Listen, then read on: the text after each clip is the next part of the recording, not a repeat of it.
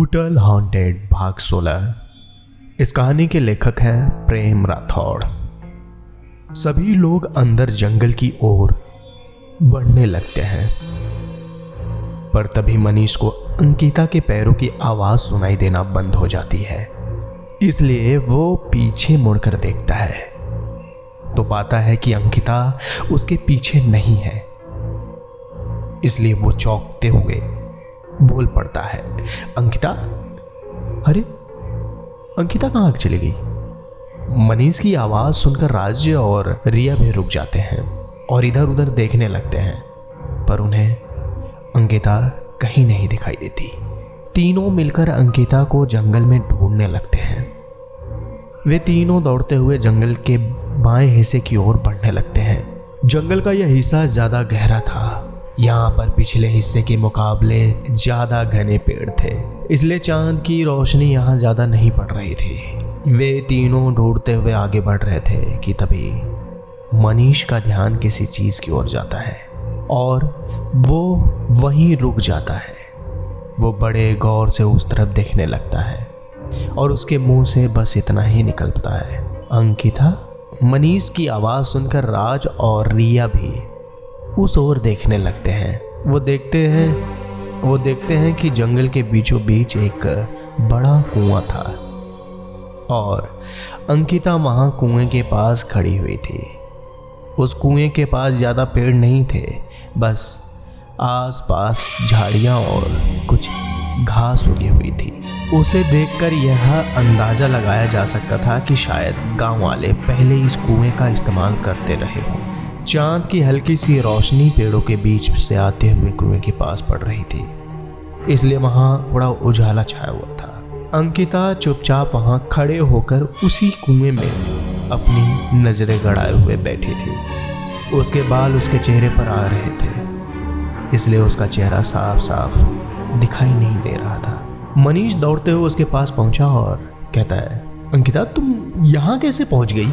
मनीष की आवाज़ सुनकर अंकिता कुछ देर तक मनीष के चेहरे को देखती रही और फिर वापस कुएं की ओर देखते हुए कहती है, चलते चलते मुझे यह कुआं दिखा, इसलिए मैं इसे देखने इस तरफ आ गई। अंकिता की बात उन तीनों को अजीब लग रही थी, क्योंकि वो लोग जिस ओर चलने के लिए निकले थे वहाँ से यह कुआं बिल्कुल भी नहीं दिख रहा था।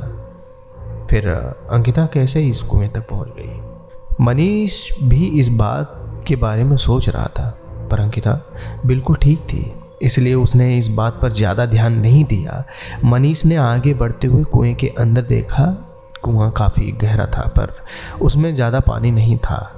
वो जंगल में चारों ओर अपनी नज़रें घुमाते हुए देखता है और वैसे ये जगह इतनी बुरी नहीं है, क्यों ना हम लोग कुछ देर यहीं पर बैठकर आराम कर लें, क्योंकि जंगल में चलते हुए इतनी दूर आ गए। राज और रिया को भी मनीष की बात ठीक लगी, इसलिए वे दोनों भी कुएं के पास आकर बैठ जाते हैं। वे चारों कुएं के पास खड़े हो आपस में बात करने लगते हैं। तभी रिया की नज़र कुएं के अंदर जाती है। कुएं के अंदर कुछ चमकती हुई चीज़ नजर आती, इसलिए वो बड़े ध्यान से कुएं के पानी में देखने लगे। चांद की रोशनी की वजह से वो चीज़ और भी ज़्यादा चमक रही थी। उसे देखकर ऐसा लग रहा था जैसे पानी में कोई हीरे की अंगूठी हो। तभी पानी में कुछ हलचल दिखाई देती है। उसके बाद का मंजर देखकर वह एकदम सहम जाती है। एक पल के लिए उसके मुंह से आवाज निकालना मुश्किल हो जाता है। उसे पानी में जो अंगूठी जैसी चीज दिखी थी, उसके साथ उसे पानी में किसी का कटा हुआ हाथ भी दिखाई देता है। धीरे धीरे धीरे करते हुए कुएं के पानी में बढ़ोतरी होने लगती है। कुएं का पानी लाल रंग का होने लगता है, जैसे वह पानी नहीं खून हो। उसके साथ कई इंसानी शरीर के टुकड़े तैरते हुए पानी के ऊपर आने लगते हैं। उसके साथ ही एक भयानक चेहरा भी उसे कुएं के पानी में दिखाई देता है। सफ़ेद लाल आंखें, चेहरे पर चोट के निशान। इतना खौफनाक मंजर देखकर रिया की चीख निकल जाती है। राज से लिपटकर रोने लगती है। रिया की चीख सुनकर सभी लोग चौंक जाते हैं। राज रिया को संभालने की कोशिश करने लगता है। रिया इतनी घबराई हुई थी कि वो राज से दूर ही नहीं हो रही थी। थोड़ी देर बाद रिया शांत होती है तो राज उसे पूछता है कि क्या हुआ, तुम इतनी घबराई क्यों हो? उसके जवाब में रिया बस इतना ही कहती है, राज वो पानी खून, हाथ, भयानक चेहरा। रिया इतनी डरी हुई थी कि वो उस मंजर को बयां करने के लिए हिम्मत ही जुटा नहीं पा रही थी। थोड़ी देर बाद शांत होकर रिया सब कुछ राज को बताती है, जिसे सुनकर राज के साथ सभी रिया के चेहरे को देखने लगते हैं। अब सभी को इस माहौल में डर का एहसास होने लगता है। उन सबके चेहरे पर डर की लकीरें साफ दिखने लगती हैं। ठंडे मौसम में भी उन्हें पसीना आने लगता है। सभी के चेहरे पर चिंता के भाव थे। हैरानी की बात तो यह थी कि अंकिता चुपचाप शांत खड़े होकर रिया को बस देखे जा रही थी और उसके चेहरे पर एक हल्की सी मुस्कान थी।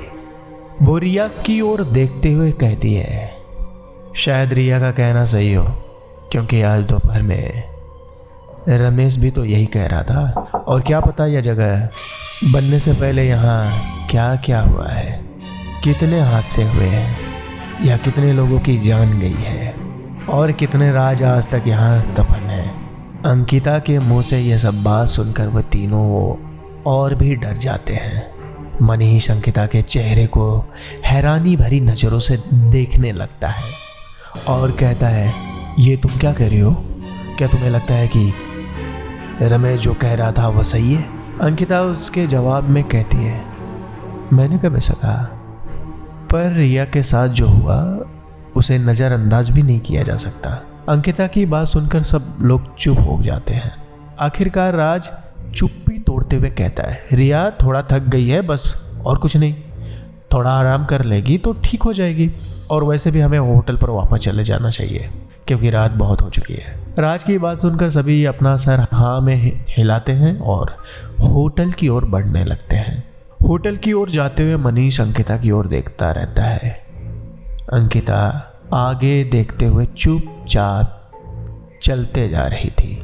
उसका बर्ताव पहले से थोड़ा अजीब था।